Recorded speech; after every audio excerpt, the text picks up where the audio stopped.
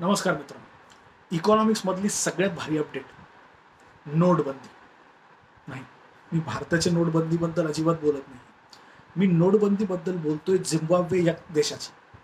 Zimbabwe नोटबंदी हे काय प्रकार आहे मित्रांनो? 5 एप्रिलला झिम्बाब्वेच्या सेंट्रल बँकेने असा एक निर्णय घेतला की त्यांची जी जुनी करन्सी आहे, जे की झिम्बाब्वियन डॉलर्स असं म्हणतात, त्याला कन्वर्ट करून त्यांनी झिक म्हणजे झिम्बाब्वियन गोल्ड अशी एक करन्सीची नोट प्रिंट केली आणि ती सर्क्युलेशनमध्ये ते आणणार आहे. तिथल्या लोकांना 21 दिवसाचा टाईम या बँकेने दिला. परंतु त्यांची अर्थव्यवस्था जर आपण बघितली, गेल्या भरपूर वर्षापासून अस्तव्यस्त झालेली आहे. काही पेपरमध्ये असं म्हटलं गेलेलं आहे की तिथलं जे महागाईचा दर आहे, ज्याला इंग्लिशमध्ये इन्फ्लेशनचा रेट असं म्हणतात, तो साधारणतः 60 ते 65% आहे.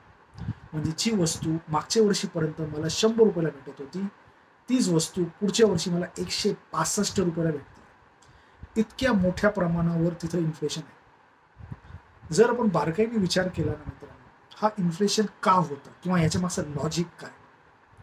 बघा, जेव्हा जेव्हा गव्हर्नमेंट खूप नोटा प्रिंट करते, म्हणजे खूप करन्सी प्रिंट करते आणि ती करन्सी मार्केटमध्ये रिलीज केली जाते, तर कुठंतरी इकॉनॉमिक्सचा जो रूल आहे, डिमांड आणि सप्लाय म्हणजे मागणी व पुरवठा, ह्याच्यात ते इम्बॅलन्स क्रिएट करायचा प्रयत्न करत असतं. जेव्हा हा इम्बॅलन्स क्रिएट करतो, म्हणजे तुमच्याकडे लोकांकडे पैसा जास्त असतो व वस्तूंचा पुरवठा कमी असतो, म्हणजे सप्लाय कमी आहे, डिमांड जास्त आहे. त्याच्यामुळं होतं काय, सप्लाय लिमिटेड असल्यामुळं त्या वस्तूंच्या किमती वाढतात. याच्यात दुसऱ्या शब्दात आपण असं म्हणतो की महागाई वाढली. त्यामुळे होतं काय, तुमची पैशाची पर्चेसिंग पॉवर कॅपॅसिटी ही कमी होऊन जाते.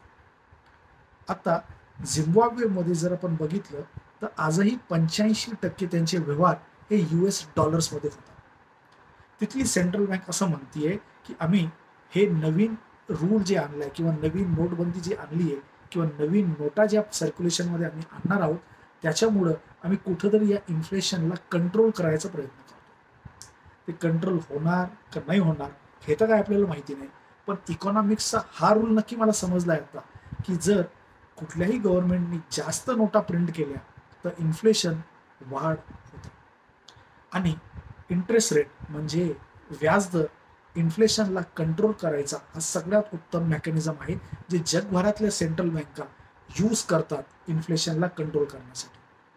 जर तुम्ही यूएसला ट्रॅक करत असाल तर यूएसची सेंट्रल बँक, ज्याला फेड रिझर्व्ह असं म्हटलं जातं, ते सध्या इन्फ्लेशन कंट्रोल व्हावं म्हणून खूप प्रयत्न करते आणि ते कुठल्याही व्याजदरात कटौती करत नाही किंवा ते व्याजदरास कपात करत नाहीये. त्याच्यामुळे कुठंतरी त्यांचा इक्विटी मार्केट हा थांबल्यासारखा तुम्हाला जाणवेल. लेक्चर थोडं जड आहे, व्हिडिओ मागं जाऊन बघा, पण निश्चितच तुम्हाला झिम्बाब्वेच्या नोटबंदीबद्दल थोडीशी जास्त माहिती भेटली व इकॉनॉमिक्सचा जो रूल आहे आपला, जे सगळीकडे शिकवलं जातं, डिमांड अँड सप्लाय, याचं प्रॅक्टिकल उदाहरण मी दिलेलं आहे. व्हिडिओ जर आवडला असेल, लाईक करा, शेअर करा, सबस्क्राईब करा, कमेंट करा. भेटत राहा. नमस्कार.